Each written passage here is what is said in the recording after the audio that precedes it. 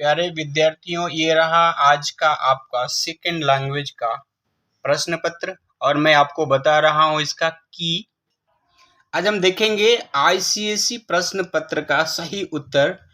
आप देख ही रहे हैं, आपने आज परीक्षा लिखा है तो आप इन प्रश्नों को पहचानते ही होंगे। ये जो चित्र है और ये प्रश्न जबकि आपको पढ़ना पड़ेगा।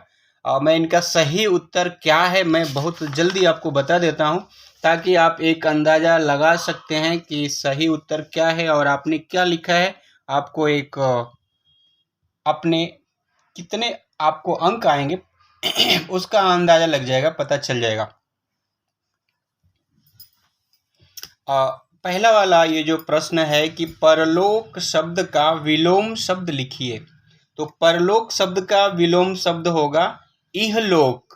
ध्यान दीजिए, अगर आपने इहलोक लिखा होगा तो आपको इसका नंबर यानी अंक जरूर मिलेगा। सही उत्तर है यहलोक, इहलोक। ठीक, अब हम आते हैं अगले पर।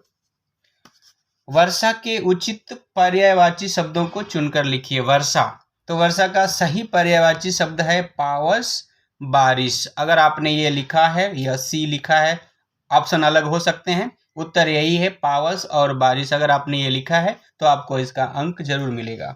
फिर शिक्षक शब्द की भाववाचक संज्ञा चुन करके लिखिए। जी हाँ, इसी कड़ी में अगला शब्द है तीसरा प्रश्न, शिक्षक शब्द की भाववाचक संज्ञा चुनकर लिखिए। तो कई ऑप्शन है जिसमें से शिक्षा जो है अगर आप लिखे होंगे तो सही है, इसका आपको पूरा पूरा अंक मिलेगा। एक बात बता दूं, आप देख रहे हैं Hindi classes bye Umesh sir, channel का नाम है उमेश चंद यादव। एक बात और बता दूं, अगर आप पहले की ना कल और परसों की वीडियो देखेंगे तो आप पूरा समझ में आपको आ जाएगा, आप समझ जाएंगे। कल और परसों की लाइव वीडियो में मैंने बताया था कि कौन कौन सा पाठ आएगा, और आज आप पेपर भी एक बार चेक कर लीजिए और मैंने जो बताया था वो भी देख लीजिए, फिर आपको अंदाजा लग जाएगा कि हमारा अंदाजा कितना सही था। खैर आगे बढ़ते हैं। नीति शब्द का विशेषण चुनकर लिखिए। नीति शब्द का एडजेक्टिव लिखना है। हाँ, तो इसका उत्तर देखते हैं। नीति शब्द का विशेषण यानी एडजेक्टिव जो है नैतिक होगा, नैतिक। फिर अगला प्रश्न है 63 लिखा हुआ है, शब्द का शुद्ध रूप यानी करेक्ट स्पेलिंग आपको बताना था। तो इसका सही उत्तर है ये दूसरा वाला, श्रेष्ठ। ध्यान दीजिएगा, श्रेष्ठ अगर आप लिखे हैं तो आपको इसका अंक जरूर मिलेगा। फिर आंखें फेर लेना मुहावरे का सही अर्थ। आंखें फेर लेना, इसका सही अर्थ है उपेक्षा करना। देखिए, इग्नोर करना यानी भाव ना देना, इस तरह की बातें। फिर इसके बाद है निर्देशानुसार उचित वाक्य बनाइए। सभी कलाकारों के प्रधान बहुत सुंदर थे। रेखांकित शब्द के स्थान पर उचित शब्द का प्रयोग कीजिए। तो ये प्रधान जो है रेखांकित शब्द है यानी अंडरलाइन किया गया है, और इसी की जगह पर इसी की आवाज वाला कौन सा सही शब्द होगा, तो इसका सही उत्तर है परिधान। परिधान का मतलब होता है कपड़ा, ड्रेस, ठीक है, जो पहने हुए हैं। तो सभी कलाकारों के परिधान बहुत सुंदर थे, मतलब उनकी ड्रेसिंग बहुत अच्छी थी। तो अगर आपने इसको लिखा है तो आपको पूरे अंक जरूर आएंगे।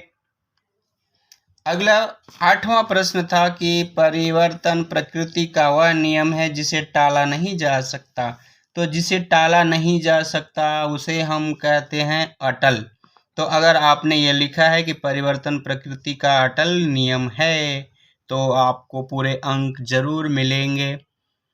तो ये रहा सामान्य व्याकरण, और इसके बाद हम देखेंगे प्रश्न उत्तर।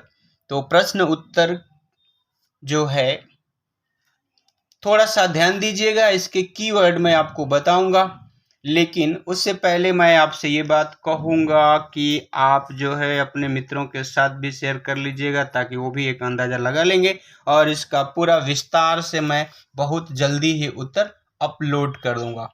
आप देख रहे हैं Hindi classes bye Umesh sir. धन्यवाद। जय हिंद, जय हिंदी।